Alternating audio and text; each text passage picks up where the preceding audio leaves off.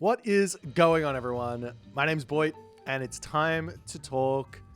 Is Japan busted, or did they do a pretty good job with this design? We're going to be breaking down the units with their strengths and weaknesses, and just taking a look at their overall roster, which includes the Yari Spearman, the Yumi Archer, Samurai, Shinobi, Naginata Rider, and the Yumi Horse Archer. They've also got some pretty unique siege options, which are a great addition to their army in terms of just army versus army value. So we got to start off with the big centerpiece for Japan. You know it's going to be this unit. You know it's going to be strong. It's the Samurai. And from what I've seen testing it, this is the new S-tier infantry. It's better than the Murmillo, which was the previous best in-slot generalist infantry. It does have a slight weakness to the Murmillo in that it's got a tiny bit less speed. Murmillo at 4.5 base versus the Samurai at 4.2. But yeah, you can think about the Samurai as a double infantry unit. So it's a double hoplite. It costs twice as much, has twice as much population. It beats every other generalist infantry in a 1-on-2. And the only thing that actually beats the Samurai is Pop is the fully upgraded Gaia Fanatic. So Amaterasu versus Gaia Fanatic with all of the upgrades. The Gaia Fanatic will win out. So that's like your late game kind of thing you want to strive for if you're playing as Gaia. Anyways, against cavalry, they're decent, but they're not overwhelming. Like the Murmillo, like the Berserk, they'll trade fine, but you probably want to add in some of those Yari Spearmen, like some counter cavalry if you have them. And yeah, so basically that's that. Anyways, counterplay, if Samurai do not beat counter infantry. So they have a bonus versus infantry, but the counter infantry is still working. So Axemen, Hapaspist, throwing Axemen, they're all hack damage infantry units, and the Samurai does have high hack armor, but they are winning out in that 1-on-2. Especially with the throwing Axemen, if you're microing, you can lose nothing and it's fine. Coming in talking about the Pierce-based ones, which is the Caraballister and the Fire Archer for Atlantean and China. These guys are really, really good versus the Samurai. The Samurai's got low Pierce armor, and they do really nicely. They are both ranged units, obviously, so you will have to micro, but focus firing is going to be a really good idea, as you're not going to be over-killing very much versus the Samurai, as it is a 2-in-1. So if I've got 15 units to focus fire down a Samurai, I'm probably not going to be overkilling it all too often. I'm just going to die, and then I'm going to target the next one, and it's going to be worthwhile to do that rather than trying to spread out the fire like you might with a Terma versus like a Toxodia or something like that. Moving on to the Naginata Rider. This is effectively a specialized Hippias. It's 3 pop. It's pretty strong. It's pretty quick, but it isn't as much of a generalist as the Hippias. It more kind of goes into its like counter archer role a little bit harder, and less of a I just kind of can beat everything type thing that the Hippias can sometimes turn into. It does lose to the Hippias in a 1-on-1 with no upgrades. In the classical age, if the Hippias has got Spirited Charge versus the Inari Okami Tech Sashimono Bannerman, the Naginata Rider does actually start to win that, though I think the Hippias will maybe find that advantage going into the Heroic Age when going through Dionysus and getting Thracian horses as well. But I think this is enough of an advantage for Japan to actually force a Poseidon player potentially to move away from their Hippias a little bit and actually try and sort of think about mixing in some hoplites or something else in there. So a little bit more of kind of an interesting flavor there. You do also have Gale's Fury, which boosts up the Naginata Rider's speed as well as their damage, but I don't think that tech is enough to really give the advantage there against Thracian horses.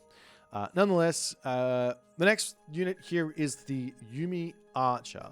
Now, this unit basically sits between a Greek Toxodia and an Atlantean Arcus. So it's got more damage than the Arcus, but less than the Toxotes. It's got more range than the Toxotes, but less than the Arcus.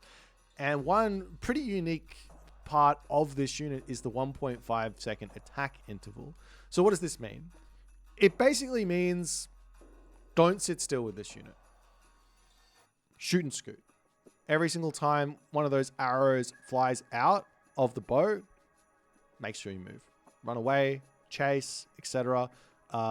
Especially if your opponent's got some anti-archers in there, you're going to want to start shooting, scooting to make those slingers / peltast start kind of bunching up onto each other and not getting full value. Yeah, it's going to be really important to do that. They are probably, I would say, considering how good the samurai are against other infantry, I would say that the Yumi Archer's role here is actually more of a dealing with counter infantry type unit, not really dealing with infantry. Well, it's going to be fine against infantry, but you've got samurai. Why would I bother building a Yumi Archer when my samurai can just beat Hoplite? It can just beat Murmillo. It can beat Dao Swordsman. Why would I bother? So yeah, Yumi Archer probably for those counter infantry units mostly. Next one is the heroes, which is going to be the Bushi, the Onnamusha, and the Daimyo. These guys, I think, are rarely worth spamming unless your opponent's got myth units on the field. There is one exception to this, which is when you go through Hachiman and you grab Golden Kite plus the 8 banners tech. These guys, you can well, when you have these techs, you can now grab the Daimyo, which should outclass the Naginata Rider in that stage. So if you do go Hachiman, you can stop making Naginata Rider and just make Daimyo. It's worth it. They're both 3 pop. But Daimyo's a little bit more expensive, but the stats make up for it, especially with the extra HP you're getting back from that regen. But the other two, I would probably stay away from building unless your opponent has those myth units out, in which case you can grab them. Like the Bushi is really good against sort of ranged myth units and locking those, killing those off because it's got huge range. The Onnamusha is probably really good at taking out any sort of tanky myth units, and the Daimyo is good against the fast myth units, right? Or getting onto the back line of the ranged guys as well. You do have some really interesting siege options with Japan as well. You got this Oyumi, which I think it seems to me that this unit is really good when combining it with towers. If you put towers down and you get these guys sitting behind them, all of a sudden, I think that location is just going to be a no-go zone. Killing these off, you really have to sort of catch them out to kill them off. If your opponent plays a really nice tower siege push, it's going to be really, really tough to beat this, I think. And then you've also got this Onmyoji, which is another hero, so it kills off myth units as well, but it's more of a like hero siege hybrid that's also good against units, so it's kind of a bit of an everything unit. Super expensive though, and it does have AoE damage on its auto attack, which is scary. However, one thing that I've noticed in my testing is that if I make a spread formation army of Toxotes, then I will be able to take out the Onmyoji without losing much at all. So yeah, using the spread formation and making sure that the units are spread enough that the Onmyoji is only really getting one attack off, one like amount of damage off onto a Toxotes is going to be a really, really good thing. So it's cool. You got some really nice micro opportunities there against this unit, and obviously if you're the user of the Onmyoji, then you can just spray in onto that. The next one here is that Shinobi. Effectively, this guy is just a double Huskarl. It's two Huskarls in one. You can think about it as 2 Huskarls in one. If you're playing up against a whole bunch of Chariot Archers, for example, make this unit. You can deal with that. I don't think it's insane. It's really good against buildings, actually, as like as a raider. If your opponent's making chariot archers and you can't, and they're like hiding underneath the Migdol stronghold, and you've got the Shinobi there waiting to pounce and ready to kill the chariot archers, you can say, hang on, you're not actually moving away from your stuff. I can't kill you right here, but let me just go and kill your base for a little bit, and then when you want to come and move and defend, I'll then pounce on you. So this has got some really, really nice ideas, especially you can grab seaside infiltrators, which grants them invisibility, and it's perfect for flanking into the back line. You don't want to drop the special ability, which speeds them up. You want to drop the invisibility, get on top of them, and then pounce with that special ability. The next unit is the one that, funnily enough, while I was a little bit worried about the samurai, this is the unit that I was initially worried about the most. Is whenever you add in a horse archer unit. These guys are always going to be sort of tough to deal with. The Yumi Horse Archer. The thing is, though, the thing with this unit is it doesn't have the range. So yeah, it's going to be able to kite you. It's going to be a really annoying unit if you don't have the right units out to deal with it. But it's not going to be insanely broken. You can't kite Peltash. You can't kite Slinger. You can't kite Javelineers. You can't kite Terma. So all of these counter archers are going to be able to deal with this Yumi Horse Archer really, really easily, I think. So no problems there. But one thing is that it does gain bonus damage versus cav with that Sashimono Bannerman technology. So maybe cavalry, especially with some frontline units, like other Naginata Riders, if they are mixed in, then cavalry just are going to sort of start melting to a Tsukiyomi cavalry army. But yeah, I don't think they're going to be busted. I think there's enough counterplay here. You can also make Huskal. I think Jarls will probably do okay as well, though. If you maybe they'll do okay. I don't know.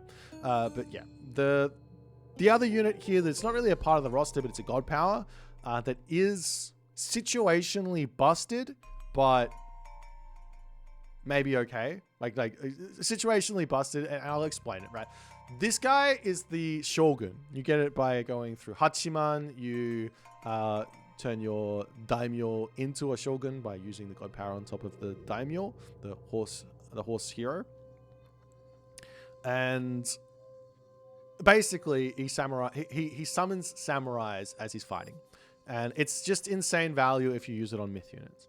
If you're just using it on human units, it's okay. It's not like a crazy amount, especially for a heroic age god power. But if it's against myth units, yeah, you can get a butt ton of samurai.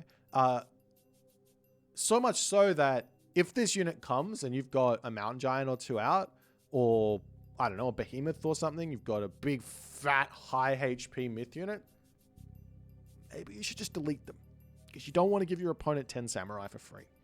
Yeah, so be careful there against that guy. In terms of the other god powers, the big notable god powers that look really scary, really strong, really flashy, broken even, is Dragon Typhoon.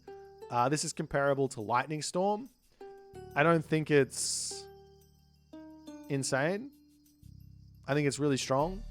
But yeah, like, it's not any better than Lightning Storm, like I said. So then you got Swampland. This is kind of a similar strength to Spider Lair, but lots of Spider Lairs being dropped and getting value. So not crazy.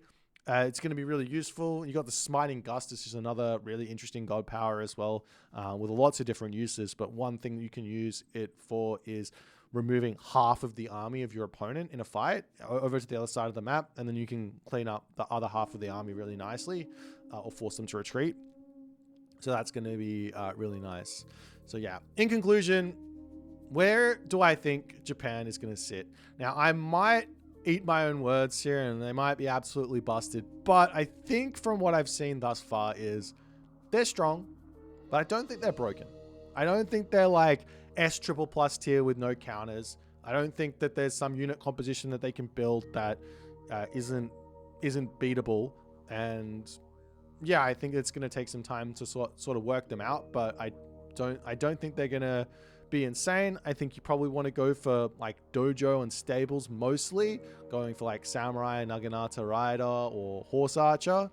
I think the guardhouse units, which is the Yari Spearman and the Yumi Archer, are more like situational than anything else. You want to react to what your opponent's doing and mix those in. For example, like throwing Axemen, you might want to build some Yumi Archer, or like a whole bunch of Prodromus or something. Maybe you want to get some Yari Spearman out. But yeah, basically, you got some unique tools. You got some strong tech options. I think it's pretty high skill ceiling Civ. And it's got just a ridiculous amount of strategic options inside of this Civ. And I think it's going to be strong, but I don't think it's going to be busted. I think if you're an Egyptian player, if you're a Chinese player, if you're a Greek player, if you're a Norse player, you're not going to have to rewrite the book here to deal with this. I think you're just going to keep playing, and you're going to work it out. And I don't think it's going to be insane. There might be some like broken thing inside of it that we don't know just yet that's going to need a little bit of a knock here or there. But design-wise, these guys fit perfectly inside of the other Age of Mythology pantheons. It doesn't feel like I'm playing a different game when I'm playing Japan. It feels like I'm playing Age of Mythology, and I just got this really cool Japanese Civ now with some really, really cool mythological stories to tell. So I'm excited for it. I think it's going to be great. Try it out, and well, yeah, we'll see you in the next one.